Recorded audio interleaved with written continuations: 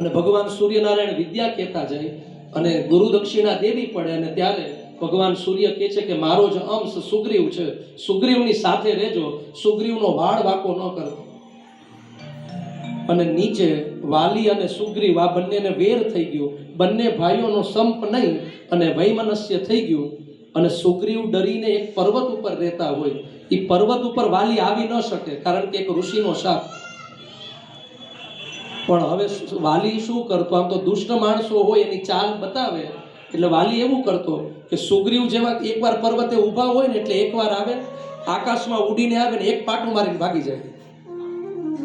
રોજ આવે એક પાટું મારીને ભાગી જાય. સુગ્રીવ આમ રોજ માર ખાતો. પણ જો શ્રેષ્ઠ તત્વનો સંગ થઈ જાય ને, માણસ છે ને તરી જાય.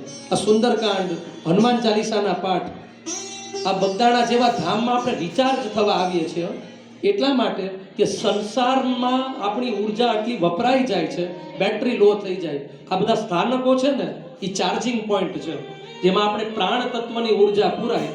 હનુમાનજીનો સંગ થઈ ગયો અને રોજ પાટું મારવાનો ક્રમ. એકવાર વાલી છે ઉડી અને પાદ પ્રહાર પાટું મારવા આવતો હોય ને ત્યાં હનુમાનજીએ પગ પકડ્યો. હનુમાનજીએ પગ પકડ્યો અને કહી દીધું કે હવે સીધો રહેજે, હવે હખણો રહેજે, બાકી પગ અડાડી દઈશ ને જીવતો નહીં રહે.